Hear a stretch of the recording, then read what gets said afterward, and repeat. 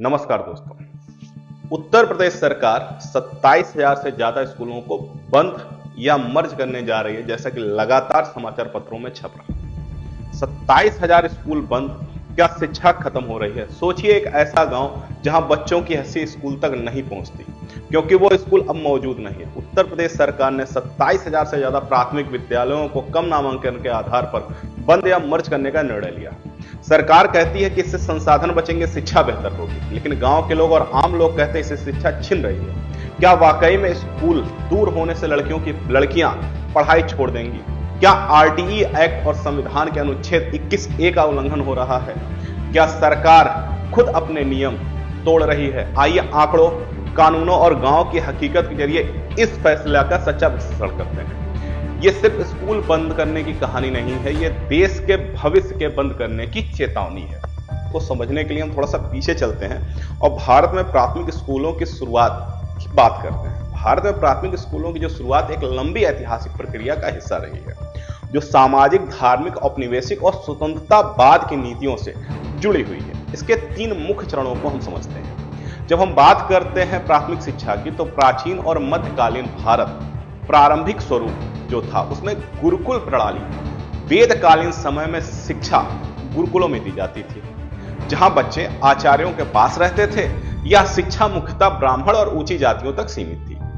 फिर मौलवी मदरसा में शिक्षा होती थी। मुस्लिम शासनकाल में मदरसा शिक्षा का केंद्र बनी, जिसमें धर्म के साथ अन्य विषयों को भी थोड़ा बहुत पढ़ाया जाता था। लेकिन यह शिक्षा प्रणाली अधिकतर उच्च वर्ग और धार्मिक वर्ग तक ही सीमित थी। निर्धन, महिलाओं और निम्न वर्ग को इससे बाहर ही रखा जाता था। फिर आता है ब्रिटिश काल। ब्रिटिश काल में प्राथमिक शिक्षा की औपचारिक शुरुआत हुई और यह चरण भारत में आधुनिक जो प्राथमिक स्कूल है उसकी नींव डालता है। 1813 में आया चार्टर एक्ट ब्रिटिश संसद में पहली बार में शिक्षा के लिए धन देने का आदेश दिया, 1 लाख प्रति वर्ष। 1845-35 में मैकाले की शिक्षा नीति अंग्रेजी में उच्च शिक्षा पर जोर दिया गया, लेकिन प्राथमिक शिक्षा को कम प्राथमिकता मिली। फिर आता है 1854 का वुड का डिस्पैच। इसे भारतीय शिक्षा में मैग्ना कार्टा कहा जाता है, जिसमें प्राथमिक शिक्षा को स्थानीय भाषा में अनिवार्य बनाने की सिफारिश की गई।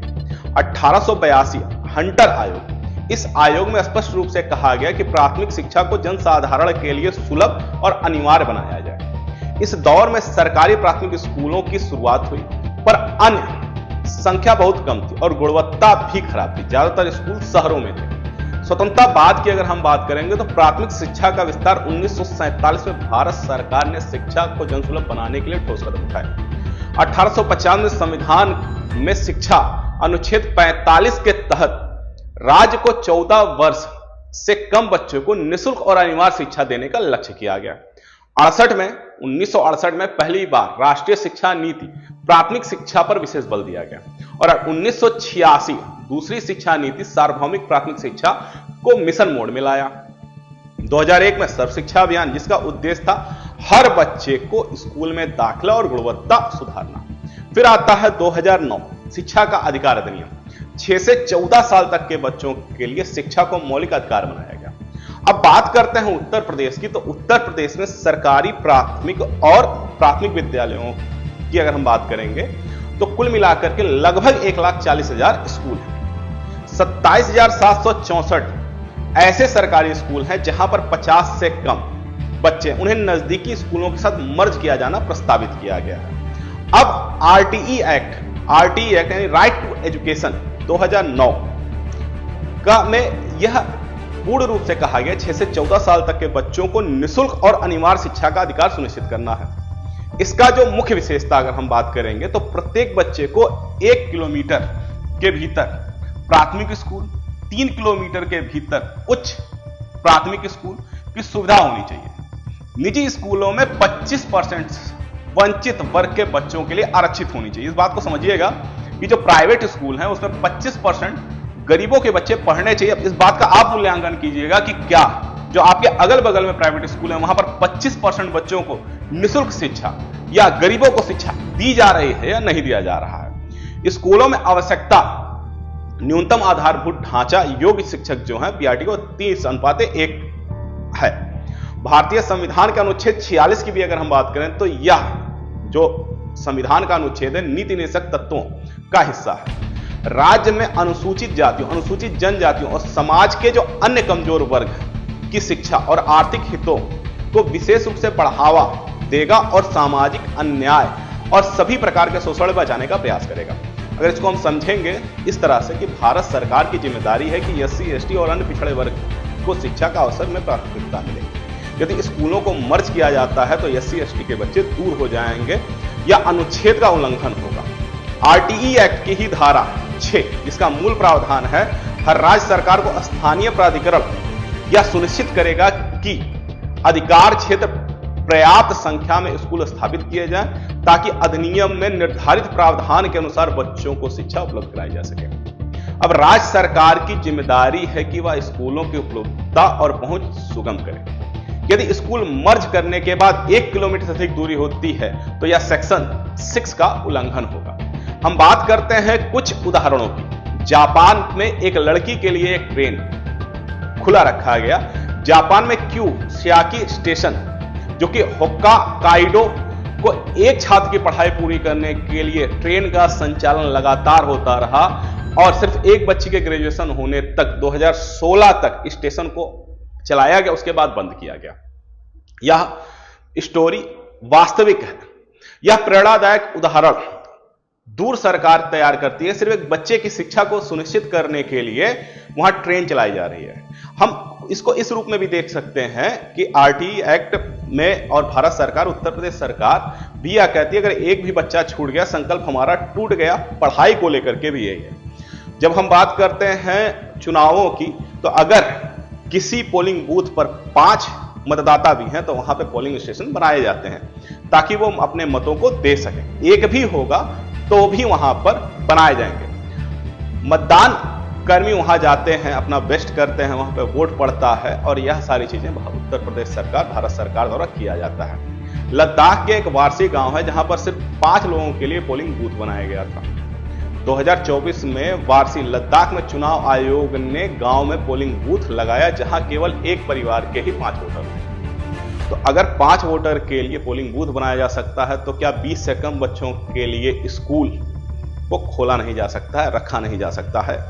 अगर हम बात करेंगे फिनलैंड जो कि एजुकेशन में नंबर 1 है, कीनिया छोटे गांव में स्कूल बनाए रखते हैं, चाहे संख्या कम हो, शिक्षा वहां तक पहुंचाते हैं। टीचर एसोसिएशन वहां पर रहता है। अब यहां पर टीचर एसोसिएशन जो भारत सरकार, उत्तर प्रदेश सरकार टीचर एसोसिएशन है, उनका कहना है कि अगर इन स्कूलों को मर्ज किया जाएगा तो 1 किलोमीटर का नियम मासूम बच्चों के लिए नहीं लागू रहेगा और बच्चों को तकलीफ होगी पढ़ने में, जाने में। कई सारे नेताओं के बयान आए, कई सारे लोगों के बयान आए। अब उस पर क्या है कि 27,764 स्कूल बंद नहीं कर रही है, नहीं कर रही है सरकार, उसको मर्ज कर रही है। लेकिन आप एक चीज बताइए, अगर सरकार इसको मर्ज कर रही है और बच्चे 1 किलोमीटर से ज्यादा दूरी हो जाएगी तो बच्चे कैसे जाएंगे? इसको हम दूसरी तरह से कि अगर देखते हैं कि 27,000 से ज्यादा अगर स्कूल हैं तो वहां पे काम करने वाले जो टीचर्स हैं, शिक्षा मित्र हैं, आंगन और जो खाना खिलाने वाले रसोइये हैं, उनको भी मर्ज किया जाएगा। तो यहाँ पर जो युवा हैं, जो पढ़ाई कर रहे हैं, जो टेट सुपर टेट की तैयारी कर रहे हैं और करने के बाद वो सरकार का इंतजार कर रहे थे कि सरकार निकालेगी वैकेंसी और वैकेंसी निकालने के बाद में उसमें ज्वाइन होंगे, तो इन बच्चों को भी धक्का लगेगा। अभी गोरखपुर के एक स्कूल को मर्ज किया गया जहां पर एक प्राथमिक टीचर और 2 शिक्षा मित्र थे। अब एक प्राथमिक टीचर और 2 शिक्षा मित्रों को अगर दूसरे स्कूल में मर्ज किया जाएगा और वहां जो पढ़ाने वाले टीचर्स की आवश्यकता थी वो खत्म हो जाएगी। यानी कि औसतन अगर हम 3 लोगों की भी बात करते हैं तो जो उत्तर प्रदेश में टीचर्स की आवश्यकता थी वो लगभग 81,000, 82,000, 50,000 कम हो जाएगी। अब सवाल यह उठता है कि सरकार खुद अपने बनाए कानून का पालन कर रही है या नहीं कर रही है? क्या वो आर्टिकल 21A भूल चुकी है जो हर बच्चे को मुफ्त और अनिवार्य शिक्षा का वादा करता है? क्या अनुच्छेद 46 सिर्फ किताबों में रहेगा या वंचित समाज की आवाज भी संसद तक पहुंचेगा? यह सिर्फ स्कूल बंद होने की कहानी नहीं है, यह उस बच्चे की कहानी है जो हर 3 किलोमीटर पैदल जाएगा, वो लड़की जिसे स्कूल छूटने के बाद पढ़ाई नहीं शादी चुन ली है, और वो शिक्षक जो बिना स्कूल अब खुद को बेरोजगार हो गया है। अगर आप मानते हैं कि शिक्षा बंद नहीं होनी चाहिए, स्कूल कम नहीं होने चाहिए और शिक्षक ज्यादा होने चाहिए, तो इस वीडियो को ज्यादा से ज्यादा लोगों तक पहुंचाइए।